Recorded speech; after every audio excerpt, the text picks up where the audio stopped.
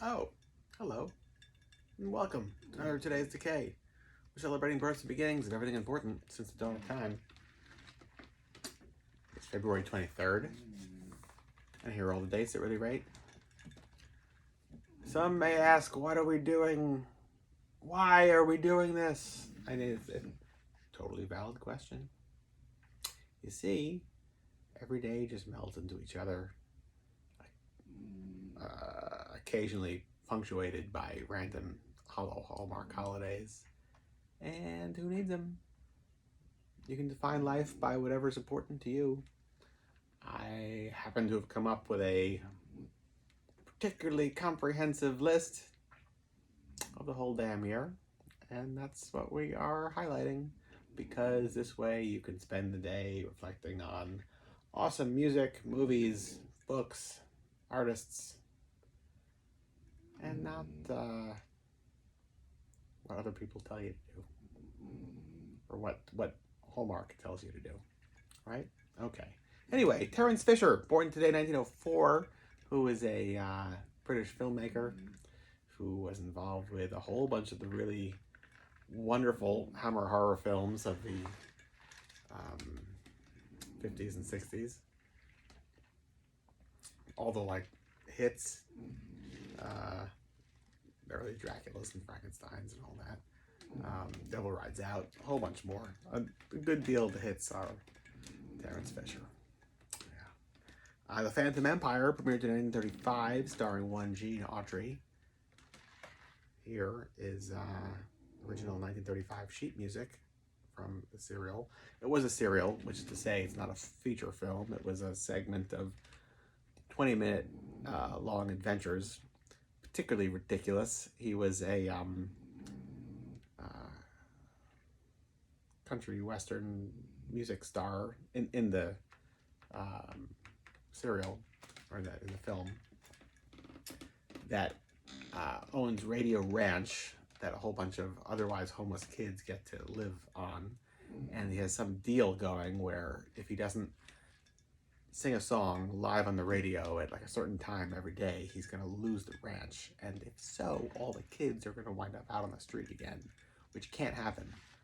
But he winds up finding a hole on his property on Radio Ranch that goes down to Lemuria, an ancient sunken city filled with robots and all sorts of crazy people down there. The robots have Flash Gordon looking giant metal bodies, and they have riveted on cowboy hats. It's a lot of fun, completely nonsense. So he has to go down there and fight or deal with these Hollow Earth people, and then at the end of every episode has to run back to the surface to get back on the radio to sing another song. Otherwise, Christmas is ruined, right? Yeah. Gene Autry was not a celebrity until this serial. It was what catapulted him to stardom, and then he was a star for the next several decades. There's a bunch of really interesting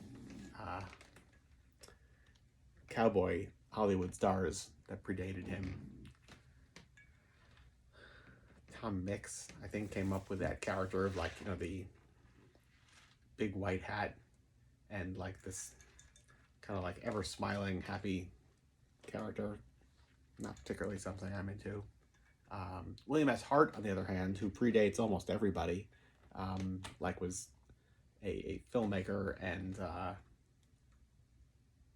Western star, World War I era, is awesome. Anybody that can see any William S. Hart movies, do check it out. The only problem with him, I suppose, and not him, but his productions, are this is so early that it's a little creaky as far as the production value goes, but he was determined to have realism, and I think his scripts are really nuanced, and specifically Hell's Hinges is probably one of my favorites. I've never seen Tumbleweeds, but I hear that is a great one. I am going on about William S. Hart, and this is supposed to be about Gene Autry. I was going to show you what's in my wallet. My wallet was far away. So I went to the Gene Autry Museum in beautiful downtown. It's actually in the Hollywood Hills in Griffith Park. Not observatory, but just in Griffith Park. So I carry this in my wallet. This is the Gene Autry's Cowboy Code. It's been worn down by time. I've had it in here a long time. I like it a lot. It's got a list of things that he thinks are important that feels like others should maybe follow his lead, or at least it wouldn't hurt if they did, right? So a cowboy must never shoot first, hit a smaller man, or take unfair advantage. Okay, not against it. Must never go back on his word or a trust confided in him. Kind of crucial in this day and age. Today, yes, in yesteryear, you name it. Must always tell the truth. I feel like that kind of falls under the second point, but okay. Sure, be clear on that. Must be gentle with children, elderly, and animals. You hear that, Louis? No, fast asleep.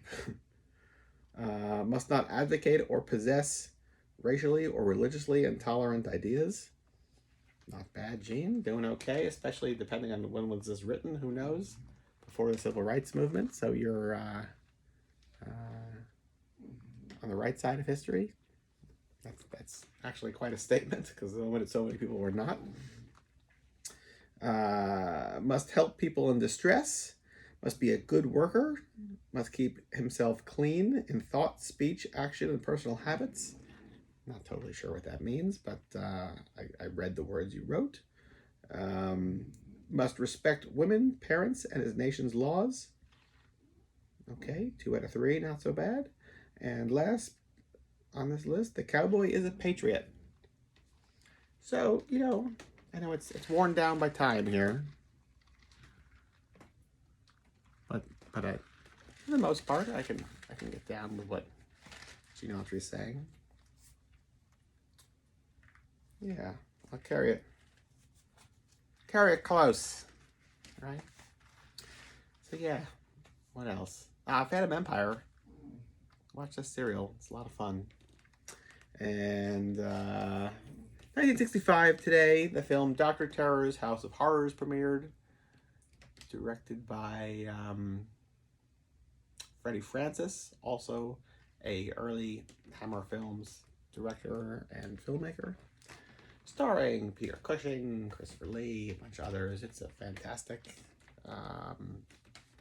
horror anthology.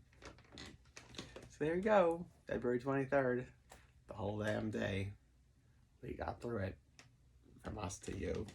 Till tomorrow, goodbye.